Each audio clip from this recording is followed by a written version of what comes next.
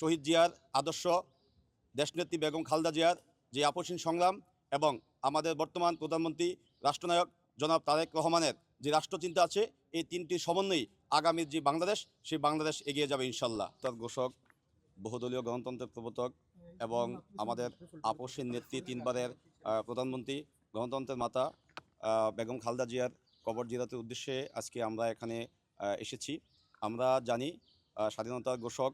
শহীদ president Ziaur Rahman তিনি এই বাংলাদেশে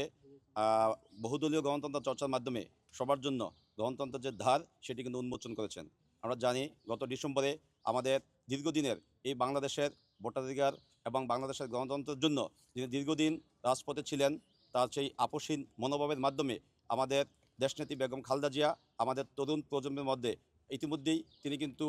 একটি আইডল হিসেবে পরিণত হয়েছেন। আমরা এই শহীদ প্রেসিডেন্ট জিয়াউর রহমান এবং আপসীন নেত্রী বেগম খালেদা জিয়া তারা শুধু দেশের একটি নির্দিষ্ট দলের মধ্যে সীমাবদ্ধ নয়, বাংলাদেশের গণতন্ত্র, বাংলাদেশের স্বাধীনতা এবং জাতীয়তাবাদের ধারক ও বাহক এই দুই মহান নেতা। আমরা আজকের এই দিনে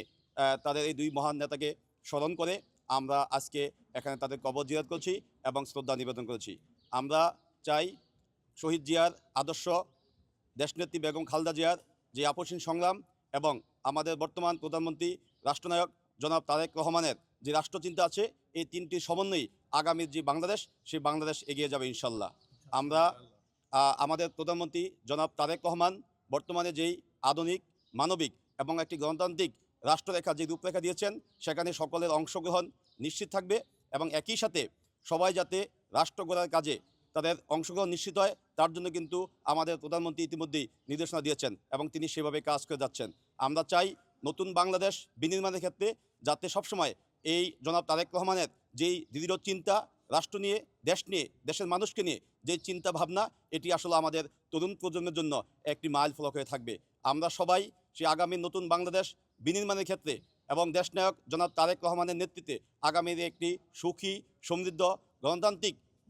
মানবিক এবং আধুনিক বাংলাদেশ গড়ার ক্ষেত্রে আমরা সবাই এই দেশ গড়ার কাজে সামিল হতে চাই। তাই আমাদের দেশনায়ক জনাব তারেক রহমানের কণ্ঠের সাথে মিলিয়ে আমরা বলতে চাই, দিল্লি নয়, পিন্ডি নয়, নয় অন্য কোনো দেশ, সবার আগে বাংলাদেশ। সেই বাংলাদেশপন্থী রাজনীতি করার জন্য আমরা দেশ গড়ার জন্য কাজ করবো ইনশাআল্লাহ। গত 24-এর 5ই আগস্ট একটি ফ্যাসিস্ট সরকারকে আমরা জুলাই গণঅভ্যুত্থানের মাধ্যমে পরাজিত করছি এবং তারা ক্ষমতাচ্যুত হয়েছে। দীর্ঘদিন এই বাংলাদেশের মানুষের ভোটের অধিকার, বাংলাদেশের মানুষের যে মৌলিক অধিকার ছিল, সেই অধিকারগুলো তারা কিন্তু বঞ্চিত করে রেখেছিল এবং একদলীয় শাসন ব্যবস্থা কায়েমের মাধ্যমে তারা বাংলাদেশের মানুষের দীর্ঘদিনের যে লালিত স্বপ্ন নতুন বাংলাদেশ বিনির্মাণে যেখানে সকলে অংশগ্রহণ করার কথা ছিল, সেটি কিন্তু তারা হতে দেয়নি। তার জন্য এই বাংলাদেশের ছাত্র জনতা সবাই একজোটে আমরা জুলাই গণঅভ্যুত্থানে অংশ নিয়েছি এবং তাদেরকে পরাজিত করেছি। কিন্তু আমরা দেখেছি সেই পরাজিত শক্তি বিভিন্নভাবে এই দেশের বিভিন্ন স্থানে মাথাচাড়া দিয়ে উঠেছে এবং বাংলাদেশকে যে এগিয়ে নেওয়ার জন্য যে আমরা কাজ করছি, সেখানে কিন্তু বিভিন্নভাবে তারা বাধা হয়ে দাঁড়িয়েছে। আমরা চাই পরাজিত শক্তির যে কোনো কূটকৌশল, যে কোনো অপচেষ্টা আমরা বাংলাদেশ জাতীয়তাবাদী দল যে কোনোভাবে রুখে দেব ইনশাল্লাহ। আমরা কোনো রকম ষড়যন্ত্রের জাল যাতে এই বাংলাদেশের মানুষের ভাগ্য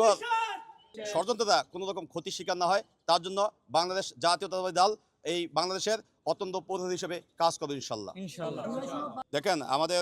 জুলাই সনদ বাস্তবায়নের জন্য ইতিমধ্যে আপনারা দেখেছেন যে দীর্ঘদিন এটি নিয়ে বিভিন্ন রাজনৈতিক দলের মধ্যে আলোচনা হয়েছে, সমালোচনা হয়েছে এবং যে বিষয়গুলো সেখানে আলোচনা করা যায় সেগুলো কিন্তু ইতিমধ্যেই বাংলাদেশ জাতীয়তাবাদী দলের পক্ষ থেকে সেগুলো কিন্তু গ্রহণ করা হয়েছে এবং কিছু বিষয় নোট অফ ডিসেন্ট দেওয়া হয়েছে, সেগুলো আরও আলোচনা হবে, পর্যালোচনা হবে এবং তারপরে যদি বাংলাদেশের রাজনীতির জন্য, বাংলাদেশের মানুষের জন্য সেটা যদি অবশ্যই কার্যকর করার প্রয়োজন হয়, তা আমি মনে করি বাংলাদেশ জাতীয়তাবাদী দল যেহেতু এই দেশের জন্য, দেশের মানুষের জন্য কাজ করে এবং দেশের মানুষের ভাগ্য বদলের জন্যই যেহেতু তারা সংসদে গিয়েছে, মানুষ তাদেরকে আবারও জনগণের প্রত্যক্ষ ভোটের মাধ্যমে তারা সংসদে গিয়েছে, আমরা মনে করি দেশের মানুষের কথা চিন্তা করে যদি সেটা দেশের জন্য কার্যকর কোনো ভূমিকা রাখতে সহায়তা করে, তাহলে অবশ্যই বাংলাদেশ জাতীয়তাবাদী দল সেই সিদ্ধান্ত নেবে ইনশাল্লাহ।